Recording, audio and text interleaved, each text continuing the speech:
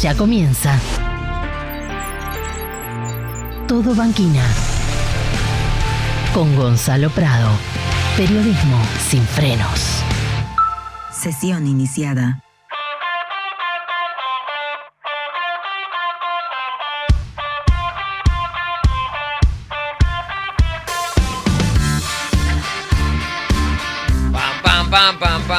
Pam. Bienvenidos a otro programa de Todo Banquina. Vamos, todavía.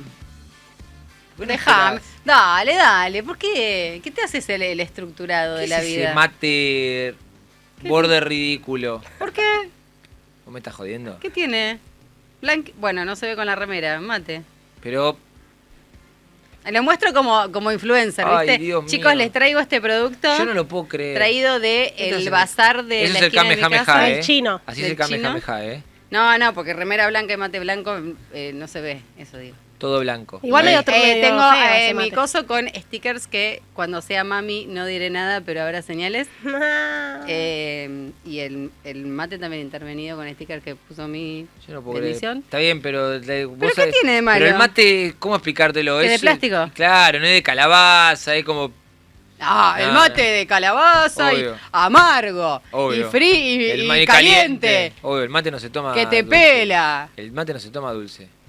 ¿Vos le pones Bueno, edulcorante al mate? obvio, tiene edulcorante, el agua está medio tibiongui y el mate de plástico. Yo no puedo creer. Y antes tenía uno de silicona de esos blanditos, pero se me rompió. Pero No importa, ¿qué? te voy a pedir una cosa, Gian, por favor, déjame hace un rato. Déjame Reflexiona llorar. tranquilo. ¿Querés No un puedo matecito? creer. No, ni en pedo. Toma, No. Te me va a gusta. hacer bien, te va a hacer No bien. me gusta el mate con chúcar.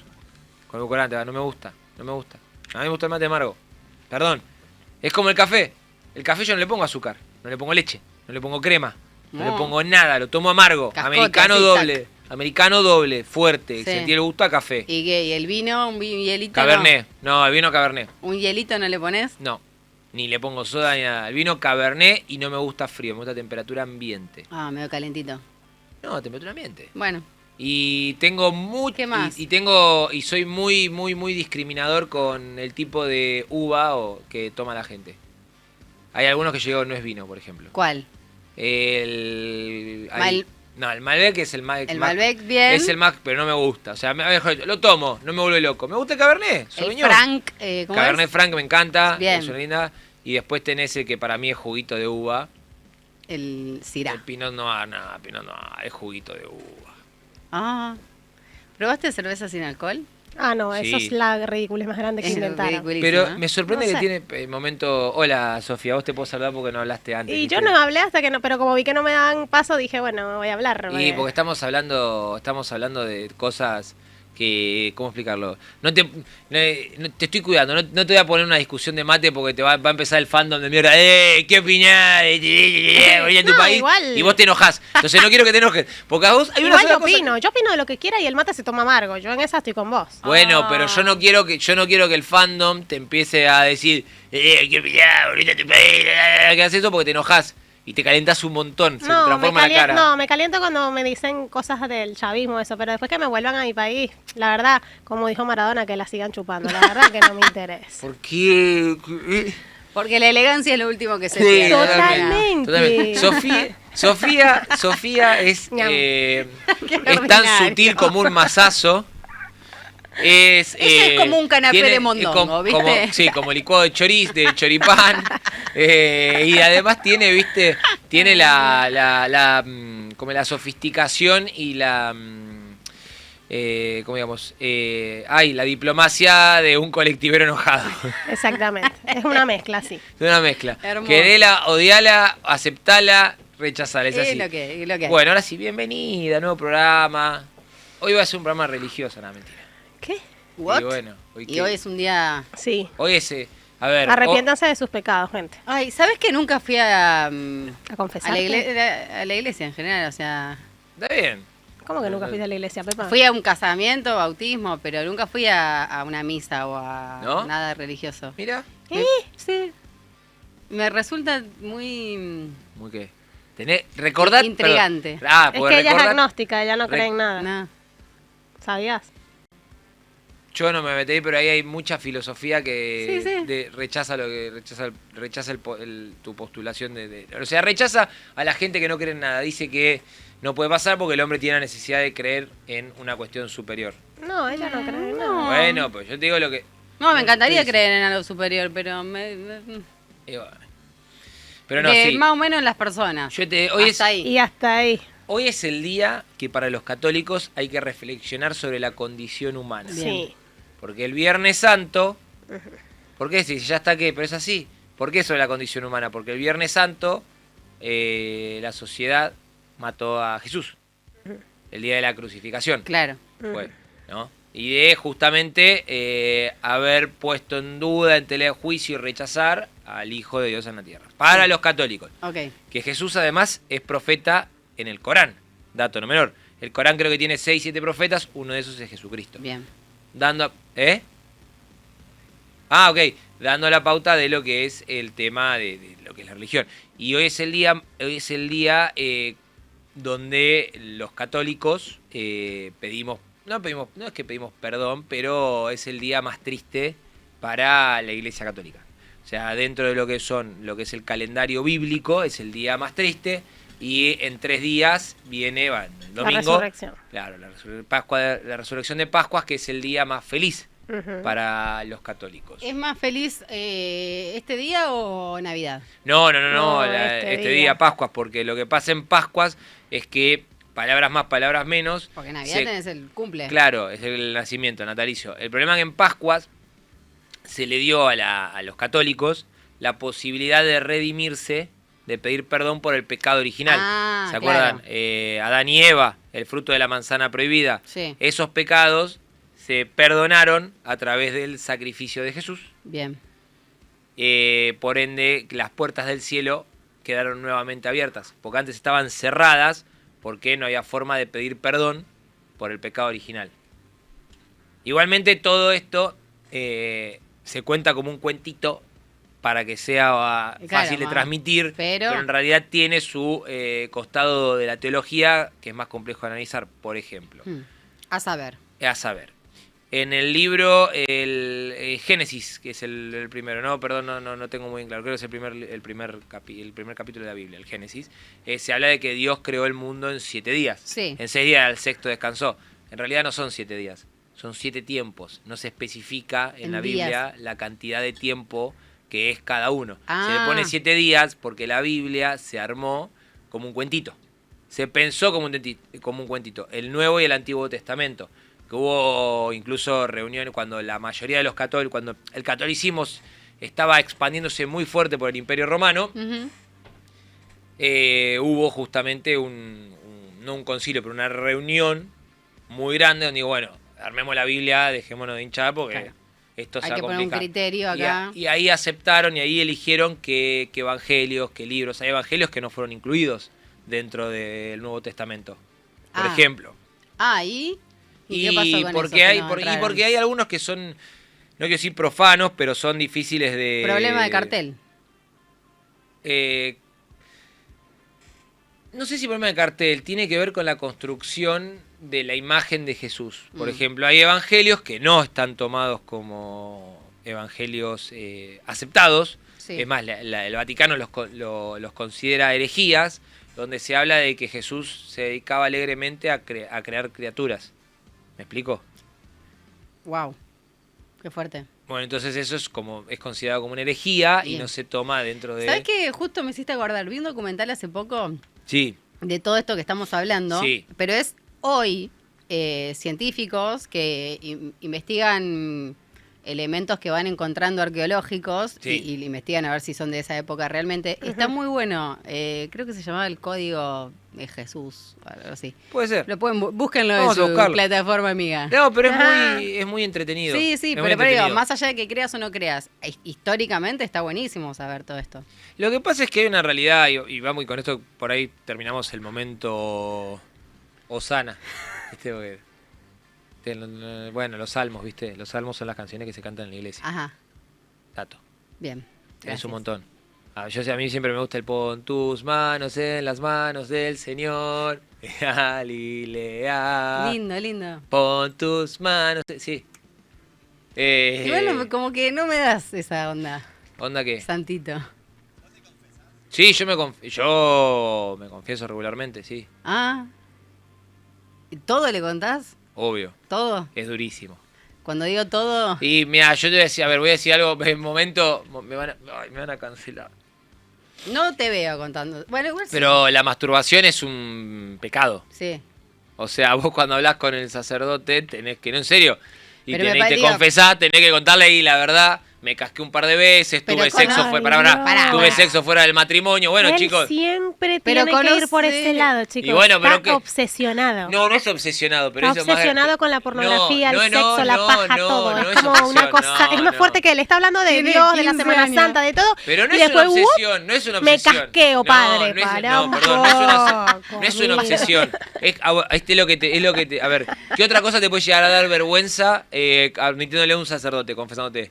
Que Yo me dijiste una mentirita confieso. blanca, que dijiste una mentirita blanca. No, yo me confieso, yo por ejemplo, a veces le digo, no sé, a veces tengo envidia cuando veo un cuerpo que quiero tener, como con envidia, los pecados capitales, chicos, yo no le digo, me casqueo, padre, como vos. Bueno. Es un cualquiera eso, Pero eso es un chicos. pecado capital. la No, pero lujuria. Bueno, por eso, pero vos pará, tenés igual es la la- gula, todos los y no hay que ser Bueno, muy pero no se detallista. puede hacer nada, escúchame, no a se vos, puede. ay, la verdad, es decirle, perdón, a mí personalmente, decir, no, la verdad, sí, esa porción de torta que comí de gula, no, la verdad que estuvo mal. No, pero no yo me le- da vergüenza. Pero en general, vos le decís, padre, mire, yo he tenido pensamientos de envidia, he tenido gula, he tenido ira, rabia, como que le decís en general, no es que le decís, No. hice tal y cual Bueno, cosa y me comí depende del 20. sacerdote. Los sacerdotes los sacerdotes de la iglesia donde No, yo... no, no, cuidado. No, los Le da detalles Los sacerdotes de la de los iglesia. pecados. No, es que justamente la clave estaba en contar los detalles para que te avergüences y no lo hagas de vuelta. Re En chusma, alguna cosa no al funcionaba. final. Y los sacerdotes son medio chusmas. Pero Sí, sí. perdón, Son como los encargados de edificio, digamos todo. pero Viven de para, eso. ¿tu super pecado es esto? No, Porque yo no, te no. conozco no hace mucho y ya me contaste cosas tremendas. No, Mucho más graves. No. Después ponele, no sé, la ira, que Sí. eso lo traté mucho, eso sí es. Porque se me salta la térmica a veces y pasan cosas. O sea, resumile Claro. tu fiesta de cumpleaños al padre y... No.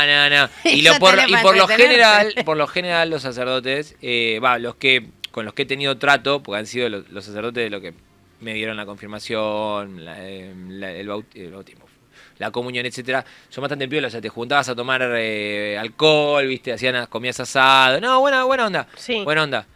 ¿Por qué te agarra la cabeza? No. Y yo tengo otro dato más, ver. que para seguir agigantando mi nivel de termismo. Sí. Yo me escapé de mi confirmación, porque jugaba gimnasia. Me Ay, jodés. No, pará, me confirmaron Sí. y vieron como el capítulo de Los Simpsons que Homero empieza a ir para atrás y Sí. se mete en el arbusto. Sí. Hice eso, me escapé con mi tío, que lo conocían acá, y Ah. mi primo. Pues, muy bien. Y pregúntenme. Así, vestido de santito. Estaba vestido de santito y abajo tenía la camiseta del lobo. y adivinen quién era el sacerdote. Ay, ¿quién era? Miedo. Y piensen. Que todavía se acuerda, porque me consta porque lo ha visitado mi prima, Emilia, a quien casó. A ver. Tiren un nombre. Se van a decir nada, es imposible. Y después le puedo traer la foto si quieren, no hay problema. Bergoglio. Sí. Jódeme. Sí. El mismísimo Papa Francisco. Sí. Me le escapé. Voy a ver a gimnasia. Es excelente. Igual es futbolero, seguro te entendió. Sí, bueno, no importa, pero. ¿Viste cuando decís? Ay, qué Era re importante ay, qué ese día. papelón. Y después la casa mi prima y se acordaba de eso. Antes de ser papa, no siendo todavía Francisco. Bergoglio. Pobre Bergoglio, madre. Jorge claro, Bergoglio. Ahora es Francisco. Jorge Mario Bergoglio. ¿Viste? Te tengo cosas para todo. Qué lindo. ¿Viste? Siempre una sorpresita. Sí, lo que nunca fui fue monaguillo, porque también ya era un montón. Sí, claro. Ya era un montón, ya era un Tampoco montón. tomarle el pelo al Y pobre padre. yo era un indio. O sea, pensá que hasta en catequesis me pedían que me porte bien. Sí, O sea, yo era un indio. sí, sí. Era, ¿viste? El elemento que genera distracciones. ¿Viste? El típico, vos sos madre. Sabés que en cada grupo Sí, está el que hace que todos se porten mal. El Claro, quilombero. el quilombero. Quilombero. ¿Y qué pasa? Era yo. Y Claro. aparte otra cuestión, que atenta contra esto. Porque para hacerlo bien, para hacer el quilombero y que no te caguen a pedos, ¿viste? El que incita al resto a que la pudran, Mm, te conviene ser chiquitito. Claro. Para que no te identifiquen. Te vas como escabullendo. Claro. Y no. Y Entonces no. era fácil de identificar.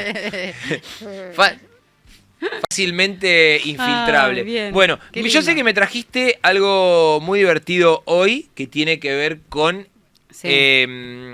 los gastos de la vida fit, Sí. que te voy a hablar de mi bolsillo porque te entiendo y me él es pasa. fit. Por eso, sí, quiero que Fitness. analicemos juntos. Se hizo un estudio en España que habla de los precios de gimnasios, vida sana y demás. Muchísimos españoles están descontentos con eso y quiero que lo traigamos a nuestro país y lo analicemos. Pero aparte, mira, te voy a decir, ¿no vieron que los pobres, la gente que es pobre, Ay, sí. tiene panza? No ¿Viste que cuando te tiene- dicen, ay, no estás pasando No, hambre porque estás gorda? Eso es una co- burrada. es porque Sí, come- sí. es porque comen todo Todo carbohidrato. todo carbohidrato, toda harina. O sea, por eso Bueno. te digo, comer bien es caro. Por Y eso. después me trajiste un proyecto que me quedé atónito. Porque pensé que ya sabía, que ya estaba reglamentado eso. No. ¿De está qué vamos a reglamentado. hablar? Para que después me digas que tengo la idea fija yo. Y lo que pasa es que Ah. son los proyectos que ingresan. Claro, pero justo en el trajiste- Congreso. justo Justo trajiste traje ese. porque fue uno que ingresó en los últimos días que tiene que ver con la pornovenganza. ¿Se entiende, no? ¿Me está haciendo bullying? ¿Se entiende, Creo no? que a veces uno hace sexting en algún momento de su vida con alguien. No sé de lo que estás Bueno, hablando. uno hace sexting, fotico para acá, fotico para allá, pero después cuando se termina, Van a aparecer fotos. hay otra cosa Sofía, que no estoy consintiendo ni te estoy dando Sofía, la te- orden de que te liberes pido, por esas favor, fotos. la cabeza nunca. La cabeza sacala de esa Tatuajes foto. Mira, nunca. Tatuaje ¿sabes nunca. qué? Nada que Yo he nadie- mandado cada foto que se me ve la cara, todo. Ay, Sofi. Y bueno, que la publique, me hacen un favor, me vuelvo famosa. Guandanara se volvió famosa así. Dale. Ay, salimos ¿qué de esto? decirte? ¿Quieres- Un Viernes Santo, chicos. Sí, no, pero te vas a ir al infierno. Arrepentite de tus pecados. Y ya Camila me dice, dale. Camila, Ya te vimos, decirle. ya te vimos. Bueno, podemos concentrarnos. No tenés que ser como Bart. Viste que Bart es tipo, sí, ya te vimos. Podemos concentrarnos y hablar de cosas serias. Sí. Sí, porque tenemos en línea a Darío Álvarez Clar, que es fundador de la red educativa Intinere y es especialista en la gestión de innovación educativa. Vos me dirás por qué tenemos pensado hablar con nuestro invitado hoy. Y tiene que ver con que cada vez son más los países que están prohibiendo el uso del celular en las escuelas. Ok. Ah, bien. Que yo, lamentablemente, para lo único que lo tenía, era para hacer chistes. Primero voy a saludar al invitado y después lo cuento. Hola Darío, ¿cómo andás? Gonzalo Prado ¿cómo? y el resto del equipo todo Banquina te saludan. Hola Gonzalo, hola chicas, ¿cómo les va? Aclaren que no voy a hablar de la vida fit y voy a hablar de No, esto, sí, buenísimo. no usar, En esa. no usar, porque ¿cómo están prohibiendo el uso del celular? Porque a mí, ¿qué me sucedió? Yo el secundario lo hice, el eje B3, Sí. porque el polimodal, perdón, que era la última etapa, entre 2003 y 2006. Sí. Y en ese entonces, lo más divertido que podías hacer con un celular era tener un ringtone. La viborita. Y jugar la culebrita. Y jugar la viborita, claro. Sí. Y molestar. Sí, nada Porque no más. sacaba fotos y demás. Entonces, ¿qué hacía el siempre tan buen alumno Gonzalo Prado? Ujú. Gonzalo Fico Prado. Se bajaba los ringtones de, no sé, Laura se te ve la tanga de Damas Gratis, Sí. lo ponía debajo del pupitre y se quedaba así mientras sonaba el ringtone. Claro. Entonces molestabas a la profesora. Sí. Pero no es que lo usábamos como una herramienta de No. aprendizaje ni nada Bueno, por el estilo. pero pasaron 20 años, ya está. Todavía no pasaron 20. 19. 17. Me faltan 3. Bueno. Mm. No, bueno, pero hoy cambia mucho. Hoy cambió mucho. Bueno, Darío, ¿por qué volví ya saliendo del tema chistoso, vamos a ir al tema serio? ¿Por qué los países están prohibiendo cada vez más el uso del celular en las aulas? Bueno, creo que la idea de la prohibición es algo que se fue instalando el año pasado por algunas consecuencias que tiene el uso del celular y por a mi modo de ver, una mala interpretación de un informe que se publicó en la UNESCO en donde nunca se habló de la prohibición. Yo personalmente no estoy de acuerdo en la prohibición. La UNESCO no recomienda la prohibición. Hay países que lo han prohibido y que han tenido que retrotraer su medida. Yo estoy más de acuerdo con una idea de una administración responsable en el uso. De la misma manera que vos hablás de el uso de la viborita o el uso de el ringtone hace 17, 18, 19 años atrás, hoy también hay usos que no son favorables para la comunicación, para compartir, para escuchar al otro, que pueden ser una falta de respeto. Ahora, lo que es innegable es que la tecnología, a través de un dispositivo, un teléfono, una tablet, hoy es un modo de aprendizaje, es un modo de comunicación. Entonces, la prohibición es erradicar una herramienta que es potente. Usarla para cualquier cosa y todo el tiempo, por ahí evita otros usos que tienen que ver con el diálogo, con mirarte a la cara. Entonces, Creo que la prohibición surge de, por ejemplo, Francia lo tuvo que retrotraer, Sí. la prohibición extrema. Lo que tuvo que decir es, vamos a administrarlo. Entonces yo pienso más en un consenso y un contexto de por qué a veces no es favorable, tanto para la salud individual, porque nosotros en la red hemos hecho investigaciones que hoy son a nivel mundial de las consecuencias del uso exagerado en horas de la tecnología e incluso de las redes sociales, pero también sabemos que hoy el aprendizaje sin tecnología no es tan potente Claro. como era Claro. en otra época, Claro. ¿no? ¿Sabes qué, Darío? Justo hace unos días vi un video de unos chicos suecos que están en la escuela y tienen como 10 años ya, y los docentes les dan libros de papel con actividades. Y los chicos como no lo pueden creer, porque hasta ese momento venían aprendiendo todo en forma digital, con pantallas. Y recién ahí fue como su primer encuentro con el libro, y recién ahí empezaron a hacer actividades y estaban muy sorprendidos. O sea, como que se pasaron de rosca con la tecnología también. Ahí, no sé si... Es que yo creo que todos los extremos son malos, y decir que hay una única forma de enseñar y de aprender. Ahora, sin tecnología hoy sabemos que no solamente es entretenido, es divertido, sino que permite, por ejemplo, en nuestro país, que tenemos una brecha grande de conectividad, hoy un chico con un teléfono se puede conectar en lugares donde no tendría internet si no fuera por un uso de datos, por ejemplo. Sí. La posibilidad de tener aplicaciones que corren en un teléfono mucho más fácil que en una computadora.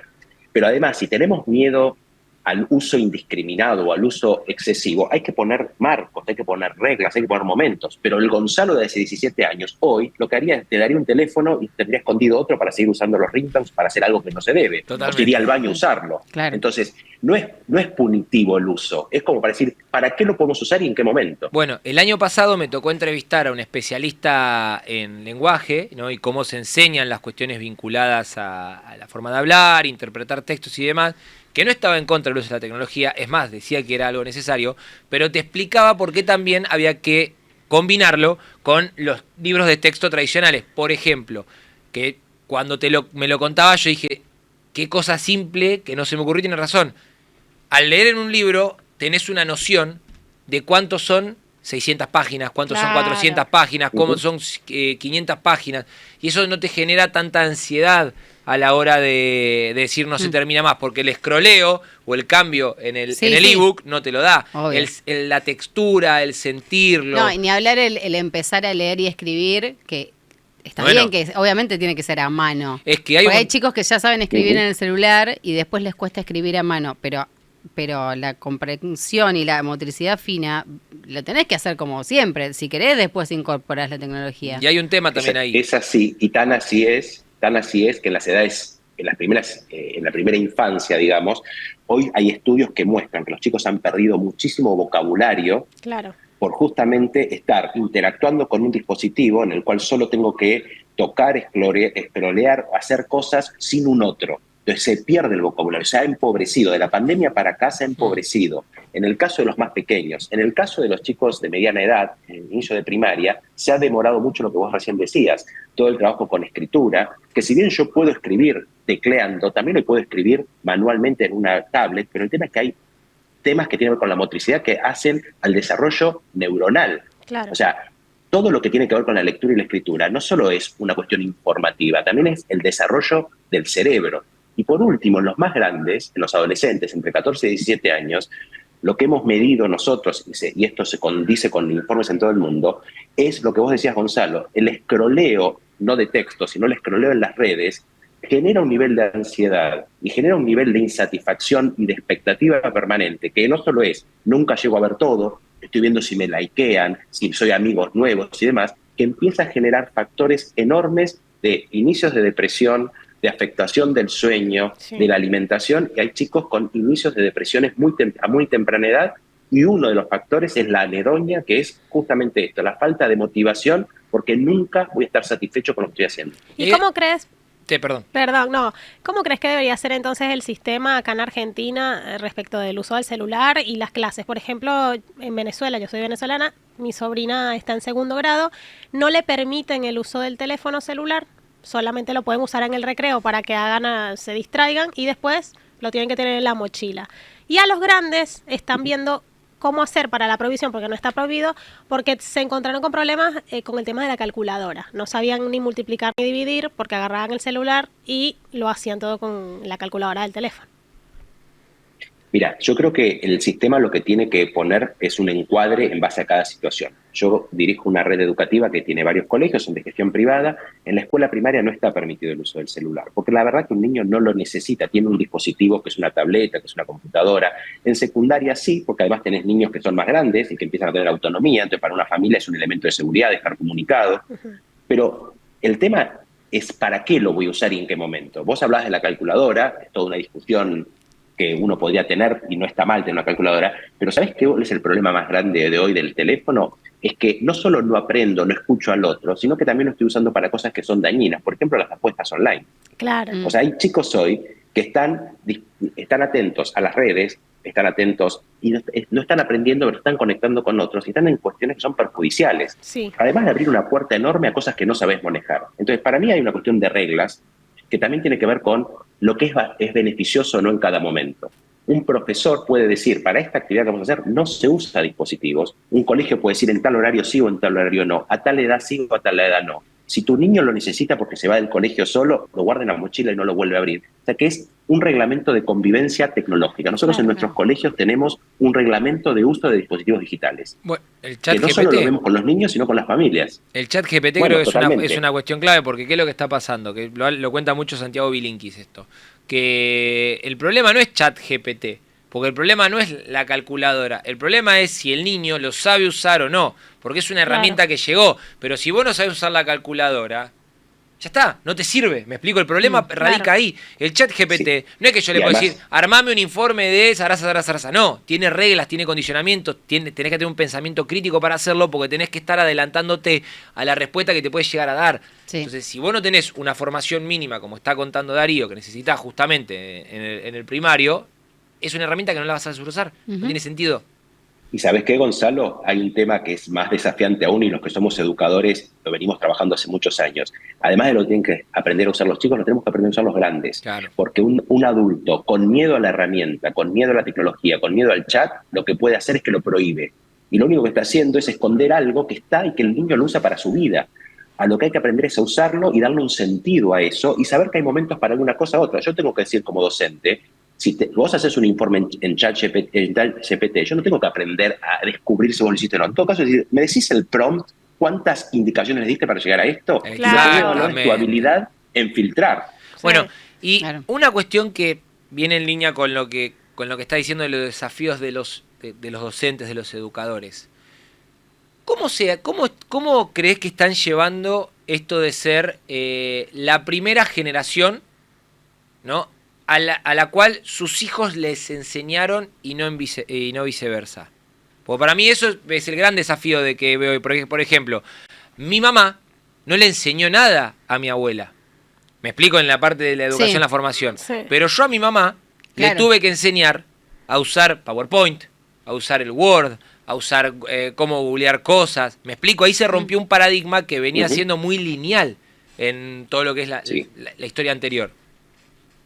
Sí, yo te diría que justamente por lo que vos decías antes, si por tu edad vos sos la generación o tu generación es la que le enseñó y dio vuelta, y ahí se generaron dos modelos. Esto tiene que ver con cuando también a nivel mundial y en Argentina, después del plan Conectar Igualdad, se empezaron a entregar computadoras. Vos tenés un adulto con miedo, temeroso, ¿qué va a usar? ¿Para qué lo va a usar este chico? Entonces por las dudas no te dejo usarlo.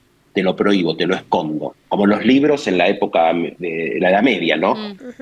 O el otro, que decía, como yo no entiendo lo que estás haciendo, haz lo que quieras. Tanto un adulto que educa como un padre que haga eso, los dos extremos vuelven a estar mal. Si yo no sé para qué lo estás usando, si yo no cuido, si yo no te hablo de los riesgos que tiene, si yo no me entero, entonces creo que lo que acá se pone en juego a veces es la autoridad. Pareciera que si yo acepto que vos sabés más que yo de algo y me vas a enseñar porque sos menor, está en juego mi autoridad. Cuando en realidad la autoridad pedagógica no está por saber todo, está por darle un sentido a lo que vos estás usando. Entonces yo te puedo decir, para esta actividad no es relevante la tecnología, pero me puedo sentar que vos me expliques cómo usar el Canva, cómo entrar a chatear en algo, o decirte, para esto que vamos a hacer no es útil.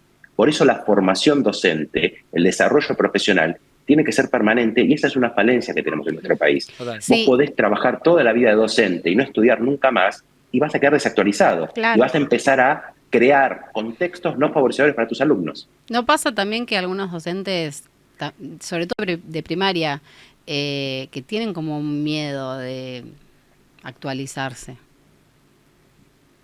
A ver, yo te diría, hay miedo, hay gente con mucha vocación y que está todo el tiempo buscando la forma de superarse y de aprender de otros contextos, y hay gente que también es cómoda.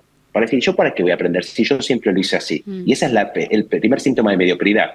Cuando decís, yo siempre lo hice así, yo no necesito cambiar. Uy, sonamos, ¿no? Un colegio, una institución, un médico. Si yo veo un médico que me dice que se retiró hace 40 años y que nunca hizo un congreso porque él ya tiene el título, yo no piso más ese consultorio. Obvio. Y sin embargo, un docente sí. Bueno, entonces me parece que también enaltecer la tarea del educar tiene que ver con algo que tiene que ver con la profesionalización, tiene que ver con los salarios, tiene que ver con los recursos, pero tiene que ver con la formación permanente, porque el contexto social, cultural, tecnológico, de niños, de crianza cambia.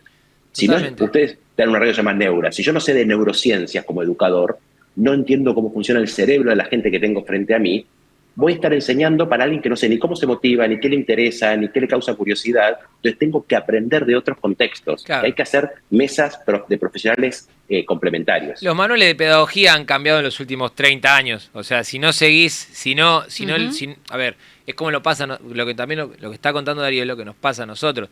Lo que es el entretenimiento, lo que es la comunicación, fue mutando desde 1980 hasta acá. Y vos tenés que acompañar esa mutación en lo que es un darwinismo explícito, porque si no perecés. O sea, insisto, no te ven, no te consumen. Absolutamente. Si vos no entendés cómo es, no te van a consumir. Vos necesitas generar, llamar la atención, necesitas cautivar la atención del oyente. El docente tiene que cautivar la atención del alumno.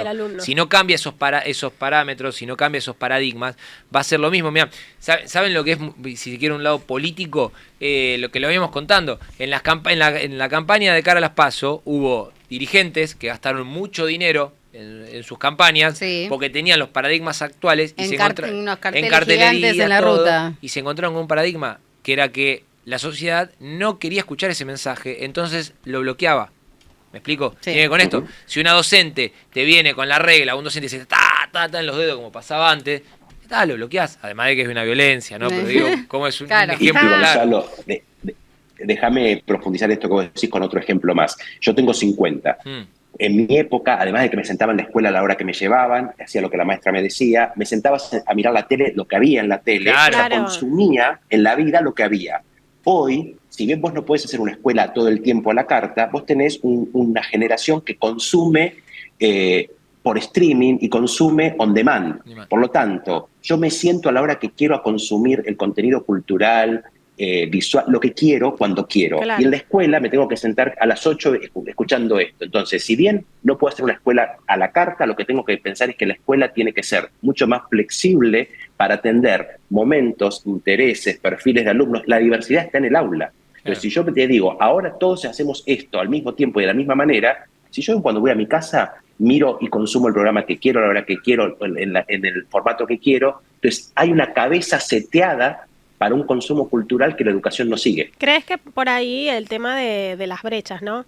Capaz la educación privada se ha adaptado un poco mejor que la educación pública, porque cuando hacen pruebas siempre los que están en un colegio salen mejor que los que están en la escuela pública?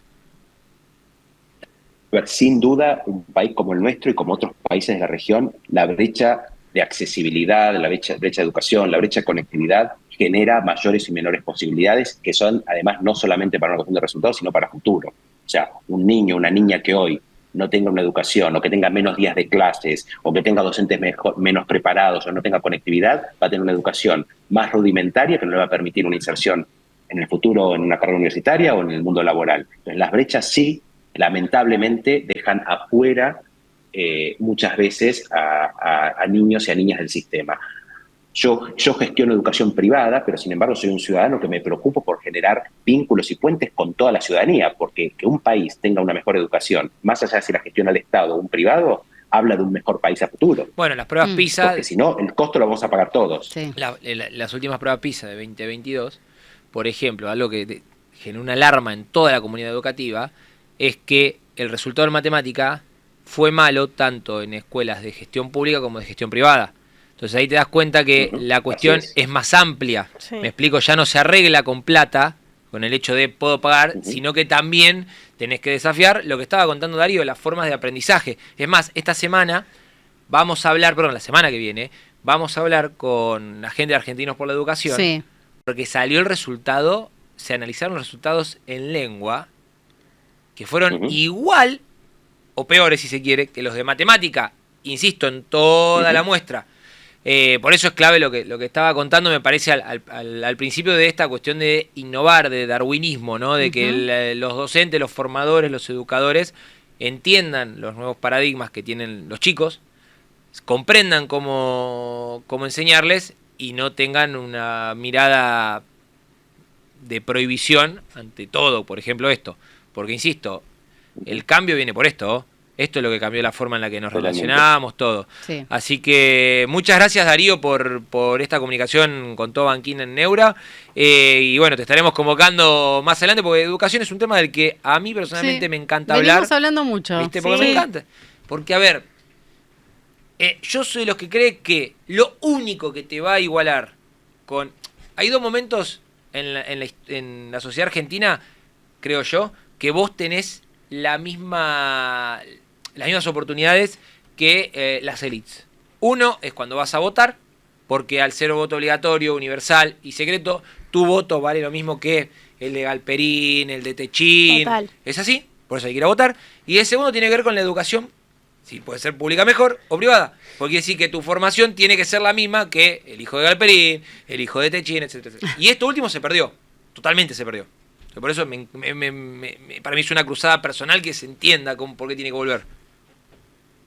Totalmente, y además, Gonzalo, y para agradecerles el tiempo a los tres y la invitación, coincido con la perspectiva que vos planteabas recién, y además la educación es el único transformador de las sociedades. Total. Y que el resultado lo ves en el mediano y largo plazo. O sea, que lo que no hagamos hoy, te vas a dar cuenta de los resultados, por ejemplo, el Gran Observatorio de Argentina por la Educación, te cuenta lo que no hicimos para llegar acá. Ahora, lo que tengamos que hacer para transformarlo nos va a llevar 10 años. Por lo tanto, si no invertimos, no dedicamos, si no trabajamos en educación, lo que estamos condicionando es el futuro de muchos argentinos y argentinas.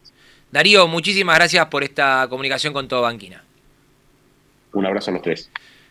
Bueno, vamos a poner un temita. Dale. Y quiero que me cuentes, primero vos, Sofi, lo del proyecto de la pornovenganza. Sí. Y acá me va a hacer bullying Pepa por hablando de la vida fit. Sí. Y voy a contar cuánta plata gasto si querés por Dale, mes en me todas encanta. estas cosas. Así que un temita y volvemos. Seguimos con más Todo Banquina y como ya les habíamos adelantado en el programa anterior, se viene lo que queremos hacer una sección de por qué se jodió la Argentina, cuáles son los problemas que llevaron a nuestro país a pasar de ser uno de las naciones con mayor proyección a estar debajo de la mitad de tabla. Y hoy creo que viene uno de los temas que más preocupa a cada uno de los 45 millones de habitantes, 45 y monedita que tenemos en el país, de inflación. Fenómeno monetario, ¿qué tiene que ver el déficit fiscal o no? Bueno, hay dos países en el mundo que tuvieron una inflación similar a la nuestra y que arreglaron ese problema inflacionario.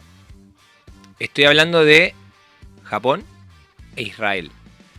Y además hay tres hitos que quiero desarrollar para que entiendan y por qué es primordial que Argentina resuelva este problema. Pero bueno, ¿cómo hicieron en Japón? Un videito muy corto que tiene la narración de Milton Friedman, el economista que es uno de los favoritos de Milei, lo explica de la siguiente manera. A ver si lo tenemos ahí. En 1973, las amas de casa japonesas que iban al mercado se enfrentaban con un hecho desagradable. El dinero en sus carteras parecía estar perdiendo su valor.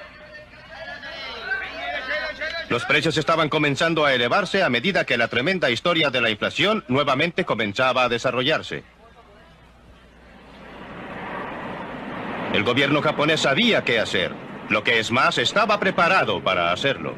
Cuando todo terminó, los economistas pudieron registrar con toda precisión lo que había ocurrido.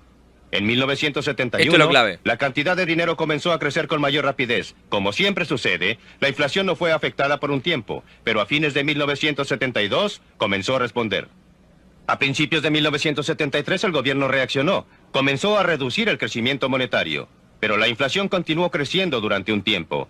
La reacción diferida hizo que 1973 fuera un año de recesión muy duro. La inflación solo se detuvo cuando el gobierno demostró su determinación de mantener controlado el crecimiento monetario. ¿Se entiende? Demoró 5 años para extraer a la inflación del sistema. ¿Se entiende? El Japón había logrado una estabilidad relativa. Desgraciadamente, no hay manera de evitar el difícil camino que debieron seguir los japoneses antes de lograr tanto una inflación baja como una sana economía. Esto obviamente tomó mucha relevancia en... Primero tuvieron que vivir una recesión hasta que un lento crecimiento monetario... Esto obviamente se armó, es viejo, ¿no? En el último periodo que Estados Unidos sufrió una fuerte inflación. O sea, esto es un video hecho por un de estos tutoriales, por así decirlo, de los años 80 en los Estados Unidos. Muy bien. ¿Qué hizo Japón? Restringió el crecimiento monetario, emitir sin respaldo. Ahora, hay un economista que vivió en Israel, que es argentino, que vive, mejor dicho, perdón, y que justo da la coincidencia que formó parte del equipo del Banco Central en Israel, que en la década del 80 también fulminó a la inflación en ese país. ¿Y sabe qué hicieron? Escúchenlo a Leo, se me fue el apellido, Federman. Brasil aprendió y se enamoró muy rápidamente de la indexación.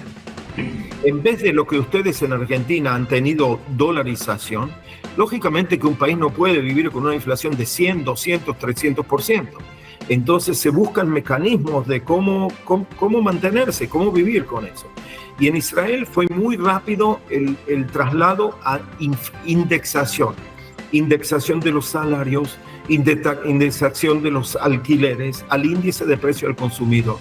Entonces es como que eso fue como un calmante, ¿no es cierto? Porque de pronto, como alguien escribió, un colega mío, la sociedad y la economía aprendió cómo vivir con inflación alta. Una especie de anestesia. Esta parte de lo que está diciendo, esto es una serie que hicimos en A24 hace 2 años, está contando que se acostumbró a vivir con inflación Israel. Y el dato que me llama más la atención, que está en otra parte de la entrevista, ahora vemos si la puedo encontrar, tiene que ver con cómo hizo para dejar de hacerlo. Tenía 2 cuestiones clave. La primera, el gasto alto, y la segunda, donde se hace el recorte que tenga un acuerdo político lo suficientemente amplio. Entonces, ¿qué decidió hacer? Hizo al primer año, con un amplio acuerdo político, decidió que las partidas iban a aumentar alrededor de un 15-20% por año y que se iba a priorizar el gasto militar, porque Israel está en el medio de un conflicto bélico constante, ¿no? Porque Palestina tiene una cuestión de una guerra santa que dice, Palestina, a lo mejor dicho, la parte terrorista que se esconde detrás de la nación palestina, quieren destruir Israel. Entonces, en eso no podías recortar. ¿Y qué hicieron? No emitieron, cuidaron el déficit fiscal, priorizaron el gasto en defensa y después de un periodo de una complicación y una recesión, el país salió adelante. Un país que está en un desierto. ¿A qué voy con esto? La evidencia empírica demuestra que el problema de la inflación se debe a un fenómeno monetario, que es imprimir mucha plata, y a un déficit fiscal no resuelto. ¿Y por qué digo esto? Porque la mayoría de los países del mundo conviven con un déficit fiscal, conviven con un endeudamiento, pero son para cuestiones de gastos de capital, de gasto de infraestructura, no para financiar gasto corriente. En Argentina se endeudan en los estados para financiar gasto corriente. Y además hay otra cuestión, que lo habíamos explicado en programas anteriores, y que después lo vamos a dialogar con Gabriel Camaño, uno de los economistas más respetados, por lo menos por mí, que Argentina, al no tener un mercado de capitales locales, o sea, Argentina no poder endeudarse en pesos para cuestiones básicas, porque le cuesta un montón hacerlo, es muy chiquitito el mercado, tiene que endeudarse en dólares. Al endeudarse en dólares tiene que emitir pesos para comprar esos dólares, porque el Estado no puede pagar, por ejemplo, comida, jubilaciones, sueldos con dólares, porque se pagan en pesos. Ahora, ¿qué dicen los datos? Así que vamos a mostrar algunos de los que trajimos para explicar el problema de la inflación. Vamos con el primero, Cami. En una Argentina, digamos, en el mundo se vive del comercio, ¿ok? El comercio es lo que le permite a los países recaudar dinero vía derechos de exportación o vía actividad económica dentro. Fíjense cómo ha caído progresivamente la participación argentina en el comercio exterior. Obviamente acá tenés que muchos países empiezan a exportar. Es imposible ser, como pasaba al fin de la Segunda Guerra Mundial, tener el casi 3% del total de las exportaciones mundiales. Pero a mí me gustaría hacer principal énfasis para entender el último proceso inflacionario que estamos viendo, que está ahí. Miren, si podemos hacer un poquito de zoom. Esto obviamente es datos está hecho por Argentina en datos, pero la información viene de la Bolsa de Comercio de Rosario. Entre 1990 y 2023, la Argentina redujo a la su participación en la cantidad de materias exportadas, de volumen de exportaciones, de volumen de ingreso en el mercado nacional de comercio. ¿Se entiende, no? O sea, si nosotros exportamos menos, tenemos menos dólares en una sociedad que está acostumbrada por la depreciación constante del peso a cuidarse en dólares. Al tener menos dólares hace que eso sea un valor más necesitado, un bien más preciado, y por ende aumenta su precio y se genera lo que ya sabemos. Hoy vamos con la siguiente plaquita, por favor. Y acá está, fíjense esto. Otra cuestión más que les traigo. Estos son los resultados fiscales primarios de los primeros 9 meses de 2023 de las provincias. Que esto tiene que ver con la discusión de ahora. ¿Qué es el resultado fiscal primario? Es el cálculo de cómo estás en tus cuentas sin contar el pago de intereses de deuda. ¿Se entiende? Fíjense. Provincias ordenadas, provincias desordenadas. Por lo general las desordenadas, si se fijan bien, son todas de un mismo signo político. Lo mismo que te dicen que está bien emitir, que está bien el déficit fiscal, que no hay ningún problema, etcétera, etcétera. Esto tracciona la inflación. Sigamos con el siguiente. Fíjense esto. El déficit fiscal primario del PBI. Nación y las provincias. Fíjense cómo Argentina no logra desde el año 2008, si uno quiere, que fue la crisis de las hipotecas subprime con la caída de Lehman Brothers, cómo no logra tener un déficit, no logra eliminar el déficit primario sin el pago de la deuda. ¿Se entiende? Acá está el problema principal. Desde la crisis del 2001 hasta este momento tuvimos nada más 1, 2, 3, 4, 5, 6 años sin déficit fiscal primario. Sin contar los pagos de intereses de deuda, porque aparte Argentina suele renegociar todo el tiempo, ¿viste? O incumplir. Ya tuvimos 9 defaults. O sea, gastamos más de lo que entra. ¿Y eso qué genera? Presión sobre la emisión monetaria. Sigamos con el próximo. Y acá tenés un ejemplo más de cómo gastamos más de lo que entra. Estos son los boletos de colectivo que se pueden pagar con el salario mínimo vital y móvil. Fíjense cómo se rompió la proporción de la salida de la crisis del 2001. ¿Se dan cuenta? Nunca baja. Cada vez, si vos con un salario mínimo vital y móvil comprás o podés pagar cada vez más boletos, es que el boleto cada vez está más barato. ¿Y por qué está más barato? Cuando sube la nafta, aumentan los servicios de mecánicos. ¿Por qué? Porque se subsidia. ¿Y dónde sale ese subsidio? Del déficit fiscal. ¿Y cómo se financia el déficit fiscal? En Argentina lo tienen que hacer con emisión, sobre todo en los últimos 4 años. El próximo, por favor. Y esto es lo que a mí me interesa también hablar. Porque vos decís, bueno, ¿por qué hay déficit fiscal? Porque no tenemos una forma clara de recaudar impuestos. Fíjense esto. Bienes y servicios, que es básicamente IVA. Vivimos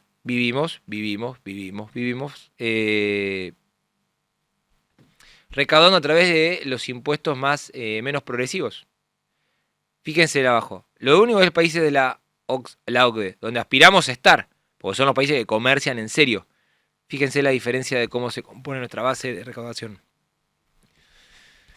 Voy a seguir con un par de datos más, pero lo tengo en línea a Gabriel Camaño, economista, una persona que la verdad sigo hace bastante, tiene una postura muy clara, es muy didáctico, y por eso decimos convocarlo para este programa de Todo Banquina. Gabriel, buenos días, Gonzalo Prado te saluda. Buenos días, Gonzalo, un gusto como siempre. Bueno, muchísimas gracias. La idea de este programa es contar problemas claves que tiene la Argentina y qué formas se pueden solucionar. Y te convocamos para hablar de inflación. Si vos tuvieras que definir 4 o 5 causas de la inflación en Argentina y por qué ha sido imposible controlarla a lo largo de la historia, ¿qué dirías? ¿O cuáles señalarías? Yo soy muy Sargent, digamos. Cualquier inflación alta y persistente es resultado de un déficit fiscal alto, insostenible, igualmente infinanciable. O sea, la raíz de la inflación alta y sostenida en Argentina es fiscal. Eso no hay dudas, digamos. Después podés tener lo fiscal ordenado y tener inflación igual. Sí, claro, nosotros lo demostramos también antes de 2008, antes de perder el superávit fiscal, nosotros ya estábamos volviendo a tener inflación porque se emitía para comprar reservas y para evitar la apreciación del tipo de cambio que naturalmente debía producirse después de la crisis y producto de la mejora de los términos de intercambio. Pero bueno, esa sería otra forma en la que vos emitís o por la cual vos emitís y generás inflación. Pero la inflación alta, tan alta como la que tiene Argentina y sostenida, es siempre fiscal, siempre tiene una raíz fiscal. ¿Y por qué crees que no se logra resolver ese tema? ¿Lo fiscal? Sí. ¿Por qué crees que el ciudadano argentino y el Estado argentino, los estados provinciales y municipales se acostumbraron a vivir con déficit fiscal? Bueno, pero resolver el déficit fiscal, o sea, es mucho más fácil incrementar el déficit fiscal para el político que achicarlo. Cuando achicás tenés que pagar costos en el corto plazo y para beneficios en el mediano largo. Cuando lo achicás, cuando lo haces crecer, tenés los beneficios en el corto y los costos los pagás en el mediano largo. O sea, desde un punto de vista de incentivo para el político, es mucho más fácil correr déficit que achicarlo, ¿no? Mira, a ver, hay varias razones porque Argentina tiene muchos problemas mezclados al mismo tiempo. Vos tenés que bajar el gasto y tenés que discutir las prioridades de gasto. En realidad lo primero sería discutir las prioridades de gasto, es decir, en qué tenemos que gastar, luego discutir en qué tiene que gastar el sector público, qué nivel de gobierno tiene que hacer ese gasto. No sé, si el gasto en educación lo tienen que hacer las provincias, lo tiene que hacer la nación, si el gasto en salud lo tienen que hacer las provincias, lo tienen que hacer la nación. Una vez que vos distribuiste las potestades de gasto, deberíamos discutir cómo se distribuyen las potestades tributarias, recién ahí discutir cómo se distribuyen las potestades tributarias, para que cada uno tenga los recursos para financiar el gasto que tiene que correr, digamos, y lo recaude cada uno de ellos y cada uno asuma los costos de la recaudación. Claro. Hacer toda esa discusión es muy difícil, digamos, en la práctica, porque el país ya estaba funcionando, ya hay gente, digamos, es como que armaste mal un rompecabezas, querés rearmarlo de nuevo, pero no le podés, digamos, desarmar el rompecabezas para armarlo de nuevo porque hay gente en el medio. El año pasado... Entonces hay que hacerlo de forma secuencial. Claro. Lo difícil ahí es invocarle con la secuencia, digamos.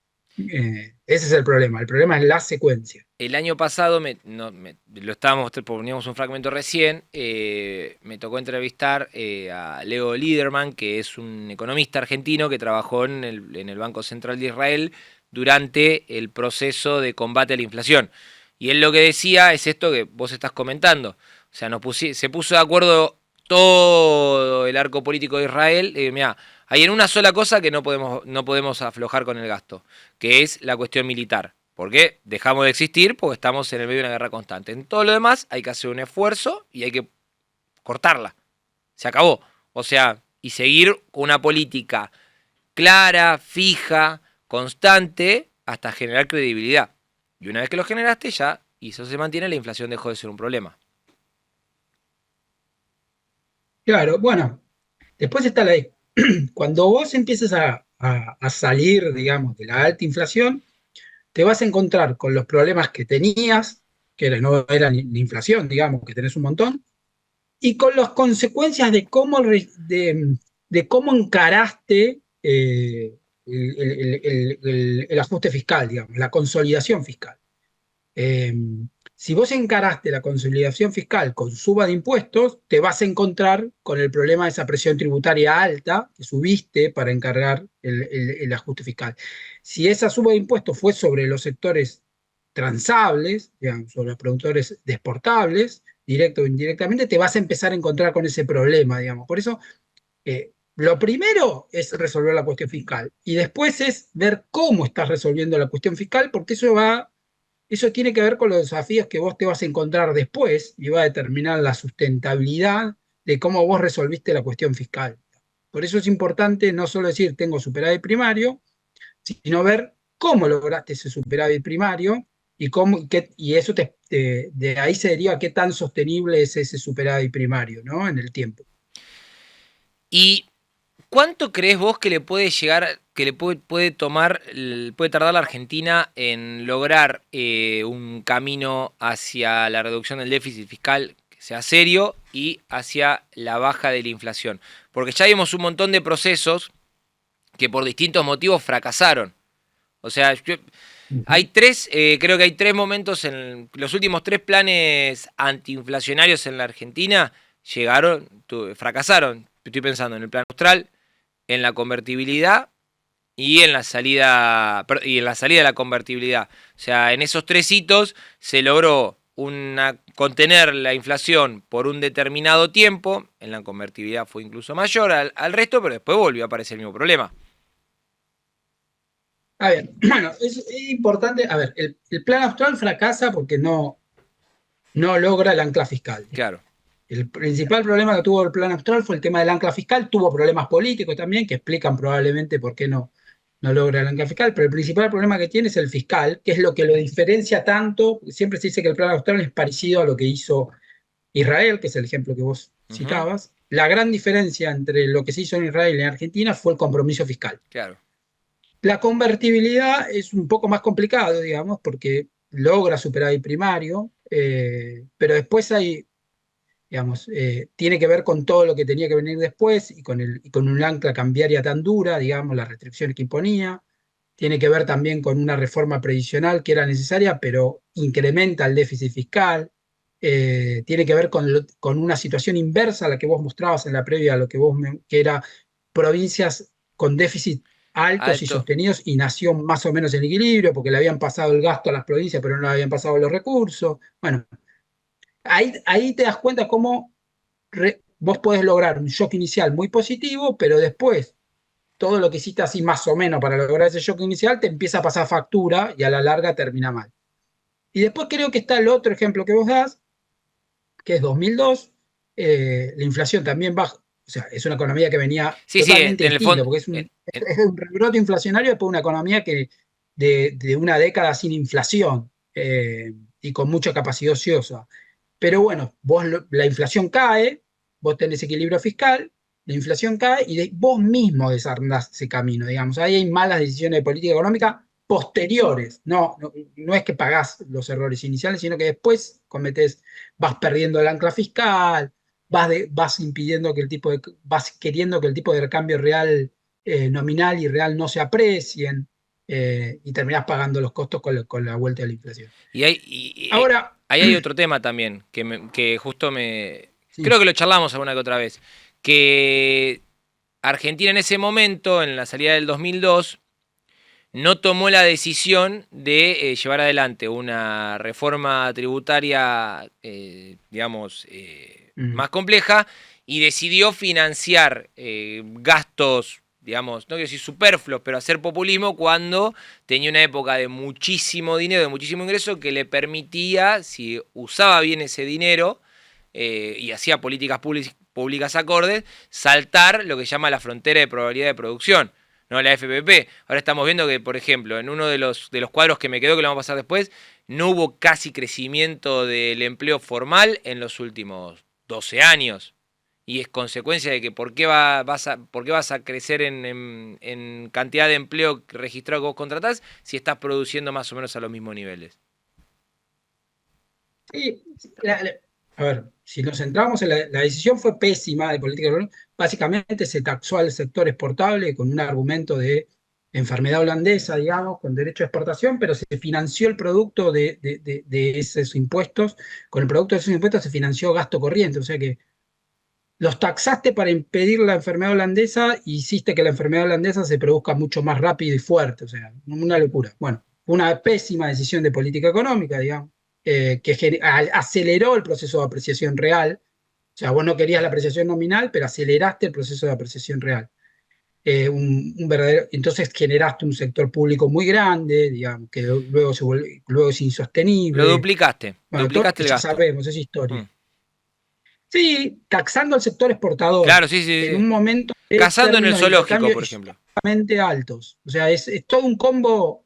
Es un combo pésimo, digamos, que después te explica por qué después tenés una década y pico de economía estancada y gobiernos buscándole la salida a eso y no encontrándosela, digamos. Porque te metiste, yo a veces uso el término encerrona, es una encerrona, te metiste en una camina, lo que se llama una camisa de 11 varas, digamos. Era cuando los ejércitos le pegaban a la muralla donde no le tenían que dar y terminaban encerrados. Bueno, te encerraste y ahora hace una década y media que estamos buscando salir de ese lugar en el que nos metimos, que es bastante complicado porque hay, como te decía, hay que desarmar el Frankenstein. Y para desarmar el Frankenstein hay gente en el medio, entonces le tenés que pegar en la secuencia. La clave es pegarla en la secuencia, digamos. ¿Qué hay que hacer? Yo siempre digo que Argentina es un país sobrediagnosticado. Más o menos está claro qué hay que hacer. El tema es hacerlo y pegarle a la secuencia. Hacerlo bien, digamos, en el orden que hay que hacerlo para que sea posible y sustentable. ¿Y cuánto crees que puede llegar a tardar eso?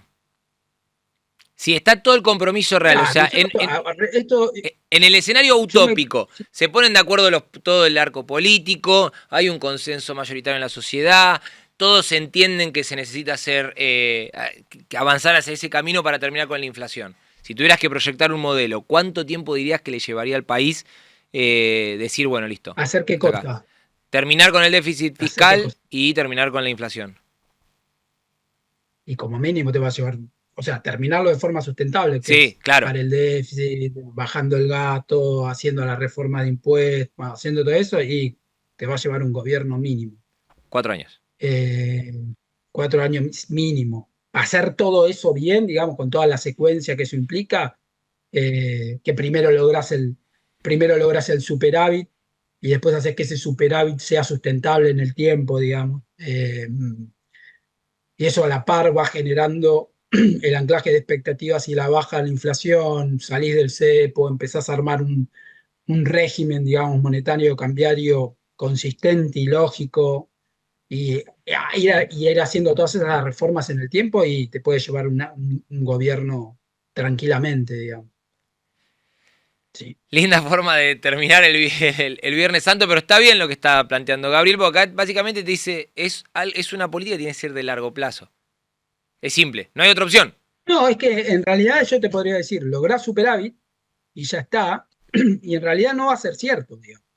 Porque vas a lograr superávit no pagando y subiendo impuestos, vas a tener superávit, la inflación te va a empezar a bajar, pero te vas a empezar a encontrar con un montón de otros problemas que van a hacer que ese superávit empiece a ser no sostenible, digamos, porque te van a decir, che, no me estás pagando, me tenés que pagar, dejo de producir porque no me estás pagando, o te van a decir, che, no puedo producir, o sea, cero competitivo, digamos, me subiste todos los impuestos, no cierra esto. Entonces vas a tener ese problema. Entonces, eso te puede servir como shock inicial y está perfecto, y es una señal muy fuerte, y puede ser, yo creo que es, digamos, lo que realmente, la señal que dice que esta vez sí es diferente, pero después vos eso lo tenés que volver en algo sostenible, digamos.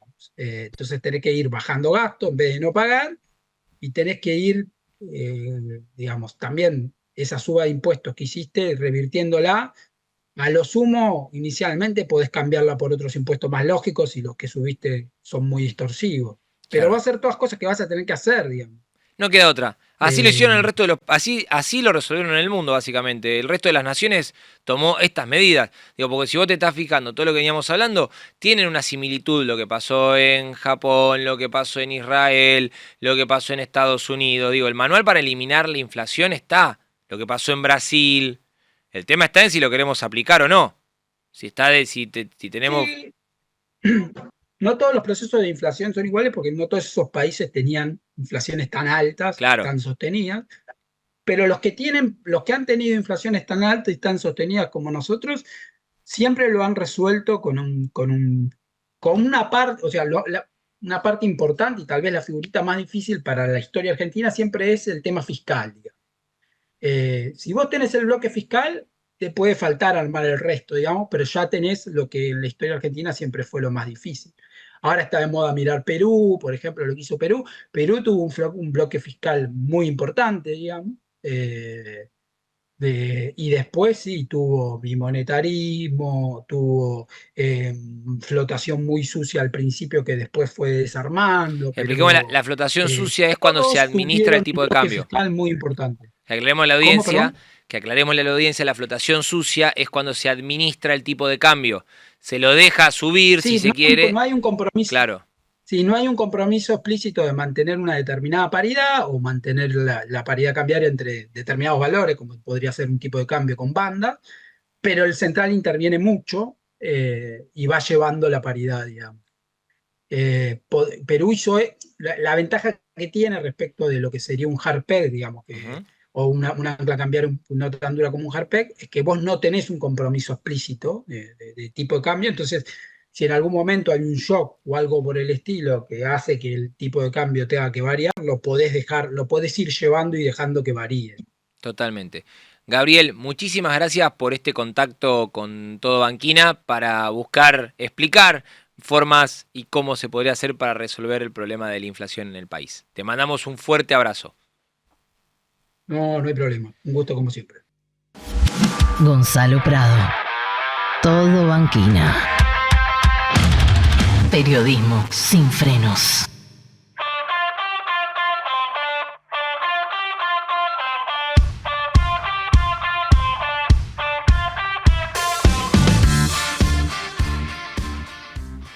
Tengo que hacer un video de los tambores, viste que tenemos, el bajo que tenemos moviendo los pectorales. Y la perra seguía y seguía. Está vestido muy oscuro igual ahí, no se ve tanto. Sí, yo lo noto. Tu gracia. ¿Cómo que no? Mira, se mueve. Sí, se mueve. Y ahora estoy aprendiendo con los bíceps, mira. ¡Ay! Voy a empezar los bíceps también. ¡Qué fuerte! Vamos a hacer viernes de tetas y bíceps. ¿Qué necesidad? ¿Qué le pasa? Ay, bueno, viejo. No me dejan ser. ¿Saben qué? Conduzcan ustedes. Nada, mentira. Bueno, te cuento lo siguiente. No, quiero hablar del porno de venganza. Dale. Contá. No seas Pepa. toda ansiedad. Bueno, a ver, ¿quién quiere hablar primero? Le cortás el mambo a Pepa. Pepa venía con todo con y le ese cortás. mate, con ese mate que no es mate. Ah, ¿qué es? Ese mate es muy palermitano. Pero es mate. Ese mate es Yerba, palermitano. yerba. Ese mate es palermitano. Vas a terminar comiendo empanadas en un frasco. No escupas el mate, por favor. ¿Se ahogó? Bueno, A ver, ¿arranco o no arranco? siempre arranca con bujías. Bueno, resulta que se hizo un estudio en España, Sí. 57% de los españoles, Sí. casi 60%, Sí. consideran que es demasiado caro el gimnasio y la alimentación sana en general. Sí, es verdad. Se hizo una encuesta a 2.000 personas y esto concluye que hay varios factores que los llevan a no cambiar de vida, no hacer vida sana. Ellos dicen que muy cara la alimentación saludable. Sí. El 40% dice que el horario de trabajo además no te deja hacer un deporte a largo plazo. De ahí yo no concuerdo, pero bueno. Hay un 35% que dice que no se sienten suficientemente motivados y hay un 30% que dice que lo intentaron pero no vieron resultados, entonces abandonan. Tiempo. Además, hay un 32% que dice que hacer dieta y ponerse en forma es demasiado exigente. Y sí, si fuera fácil todo el mundo tenía los abdominales marcados. Claro.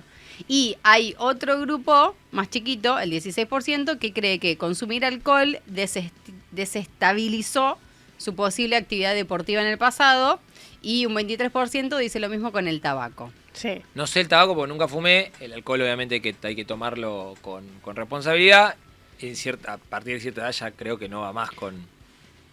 A ver, si vos tomás alcohol todos los días, yo no sé si vas a poder llevar una vida saludable. Claro. No digo en cantidad de... Todos los días no, un fin de semana. Claro. Después, hablando específicamente de los cambios de hábito, algunos dicen, el 39% dice que creen que tomar agua sí te sirve para bajar de peso, 45% dice que la vitamina C es uno de los mejores recursos para incluir en la vida fitness y para tener más fuerza, y hay un 45%, o sea, un número muy alto, que no sabe qué alimentos y bebidas sirven para sentirse más fuerte y en forma. Algunos dicen, bueno, algún jugo, pero están como medio perdidos. Ya me estoy agarrando la cabeza en bolas. Porque hay gente que estudió para recomendarte eso. Entonces vos no tenés que saberlo, tenés que ir a un nutricionista, Claro. rey, reina. Vos no sabés cómo operar tu corazón, pero sabés que el cirujano especializado en eso sabe.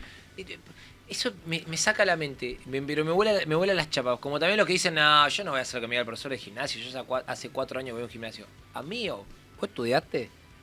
Claro. ¿Sabés lo que? O sea, esta cosa que tenemos acá de... Yo sé. Yo te digo algo, hay una moda muy peligrosa, que la gente cree que es una moda saludable, la gente fit.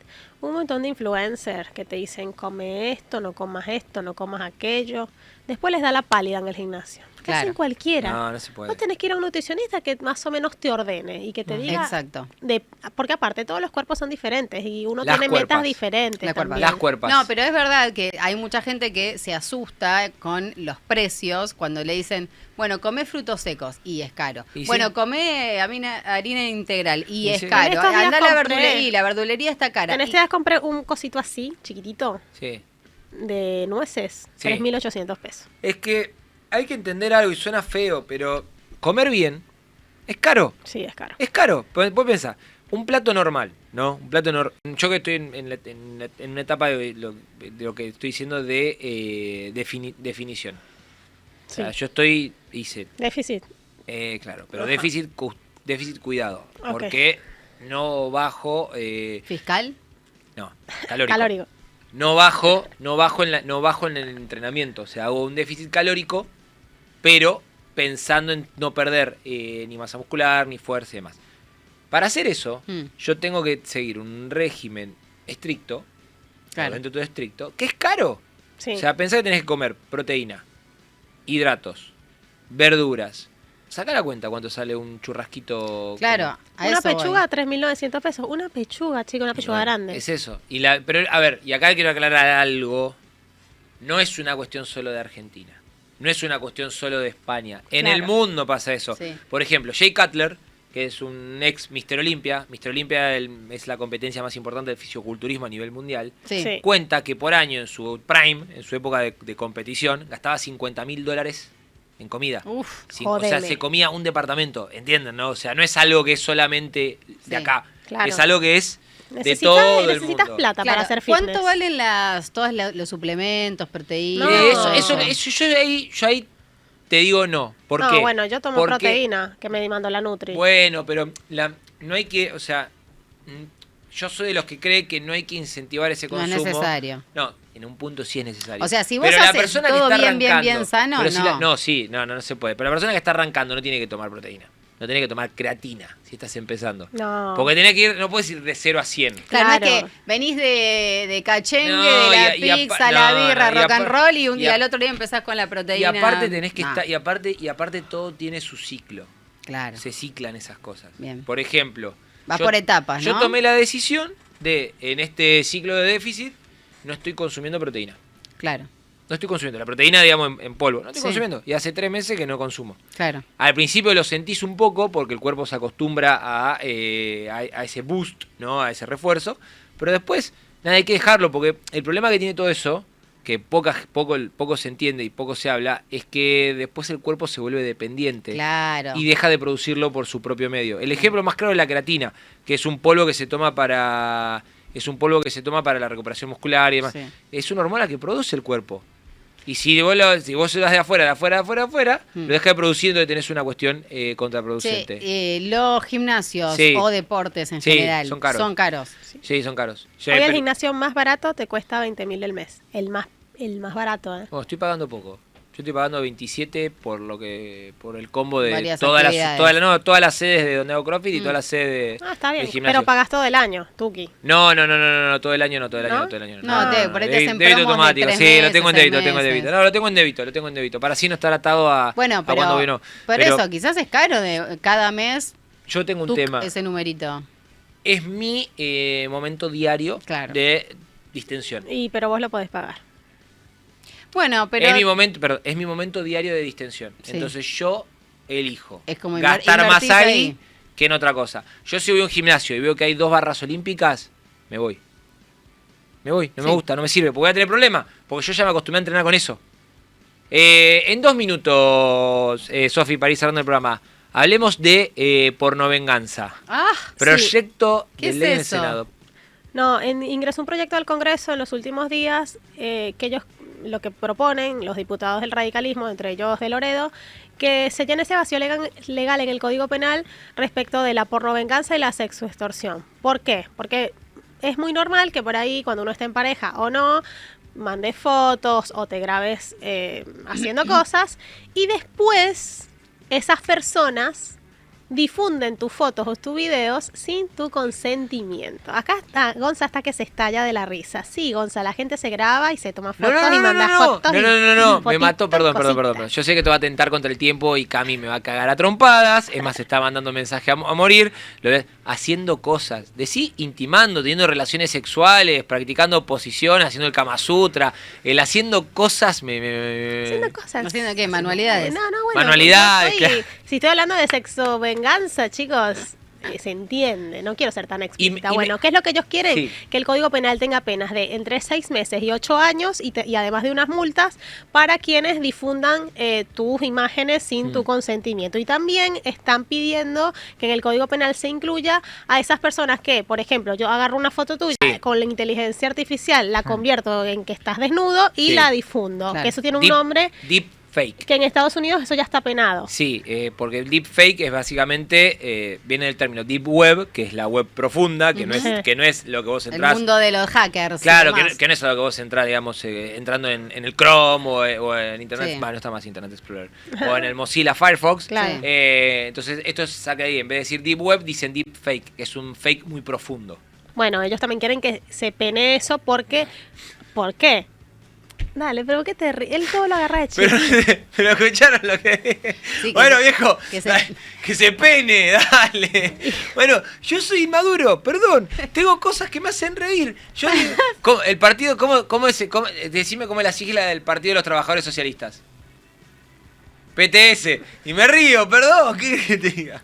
Bueno, no me boluden el tema, dijera Dale. Tronco y bueno, nada, eso, quieren presentar el proyecto ya está presentado, lo quieren tratar para que se pene esto, porque hay mucha gente, y vuelvo con el pene, que realmente hay mujeres y hombres que han sido extorsionados por sus exparejas y les dicen, che, esto o difundo tal y cual cosa. Y pero es tu privacidad, nadie debería poder publicar nada que no tenga tu consentimiento. Sí, pero lo hacen, ¿viste? Así que bueno, está bueno ese proyecto. Sí, está muy bien. Y con esto nos tenemos que ir, chicas. Bueno. Ay, Gracias sí. terminamos este Viernes Santos hablando de penes, pornovenganza. La verdad que si no nos vamos al infierno este año, no nos vamos nunca más. Nos vemos ya la semana que viene con más Todo Banquina. Sí. Adiós. Chau.